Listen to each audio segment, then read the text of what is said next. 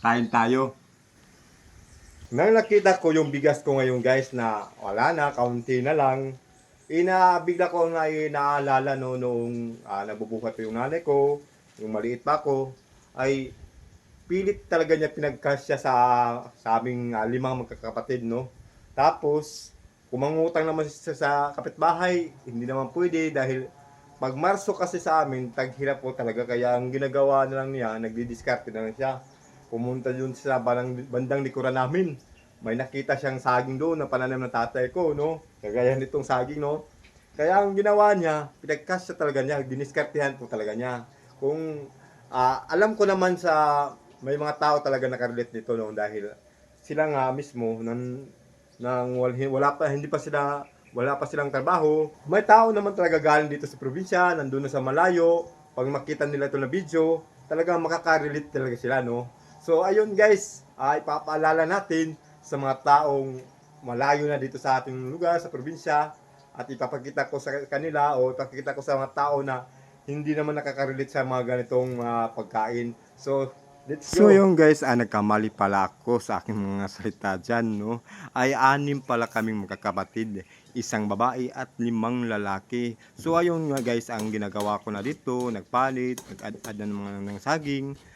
Ganito pala yung ginagawa ng magulang ko noon. Yung 1 kilong bigas guys at pilit na pinagkasya no, ng aking magulang para lang makakain kami magkakapatid.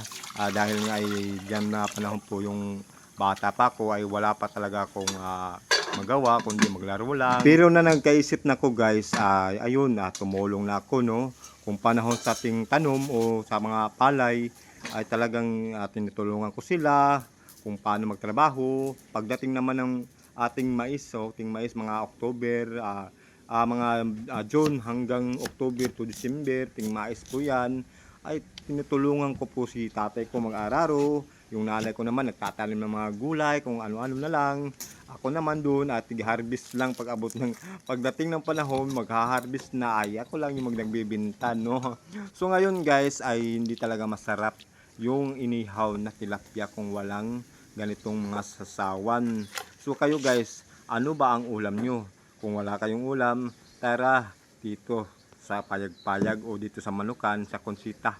May ulam ako dito. Kakasya ito kapag nagdadasal lang tayo ng mabuti. So, tara guys, kain tayo. At dito nga guys, dahan-dahan akong kumain. Siyempre nga dahil nga ako ay nag-iisa. Kayo guys, masarap pa talagang kumain na nag-iisa o may kasama. Pero feeling ko, masarap talagang kumain na may kasama. Sana all may kasama. Dahil nga guys ay binatang-binata pa ako, di siyempre sanay naman ako sa mga ganito, yung nag-iisa lang, parang walang kausap, pero okay lang yan. So ayun nga guys, kasya talaga yung pagkain dahil nga sa diskarte, sa nakita ko no sa nung nanay ko, no. At salamat po at may natutunan din kami. At sa ngayon dahil busog na nga, mga alauna na, tupad check na tayo, ready na, no. Ready na yung armas at saka yung tubig. Kaya magtatrabaho na naman ako dahil may lakas na ako. Dahil nga tapos na akong kumain guys, may lakas na, ay padayon ko sa akong trabaho.